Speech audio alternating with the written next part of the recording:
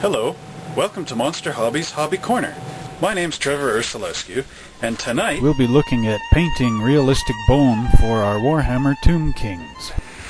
First thing you'll need is a good paint-proof jacket, something that you don't really care about that you can get spray paint on.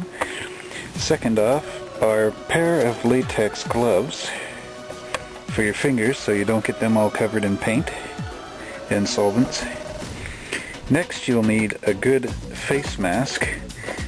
Sometimes it's better to have the charcoal filtered ones than just the paper one, but for these purposes this one will do. Then you'll need some masking tape to tape down your guys to these old cardboard boxes. Now the next thing we want to do is get these horse riders mounted and painted. So in order to do this, we need to take out our cardboard box and set her there. And our tape, what we want to do, take a bit of tape and loop it over, stick it onto the box, and simply stick our horse rider guys onto the piece of tape. Now we do this so when we paint them, they won't fall off the box or blow away if there's any wind. We are working outside in a well-ventilated area, so this is why we have the tape. Now here's our Tomb King army in its entirety. These guys here are the archers, and just behind them are the regular infantrymen, the guys we made in the last show. Now I know there's a lot of guys here and you're not going to get that out of one box. This is several boxes. And the ones that have white paint on them were painted by Richard, my friend, who owns this army in particular. But we're going to paint over his guys, don't tell him. No, anyway, he never had them fully painted, so that's fine. And here's the horse riders. Now, because this is also Richard's camera, I can't paint them in front of the camera, because if I got paint on the camera, he'd kill me. So I'm just going to demo. So here we have a can of flat white galvanized rust-proof paint from Tremclad. What you want to do is you want to spray and keep your arm straight. Just pivot at the wrist. And this way you get a nice even coat. Now, first off, you just want to spray across the fronts of these guys.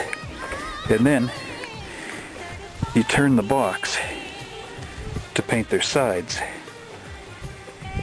Turn them again to paint their back. Turn them again to paint this side. And then follow up by going over the top. Because remember, all things have 6 sides. If you can, even try to get up underneath the bottom of these guys by tilting the box, you know, this way. That sort of thing. So I will paint them in the first primer coat and then come back and show you the results. Well, here we have it, our Tomb King army, all nicely painted in their Tremclad, galvanized, rust-proof white paint. And now look at them, they're all nice and pristine. Perfect in every way. So we're going to paint these next with Tremclad off-white, which is called recreational white, and that gives it a good yellowish white foundation for bone color.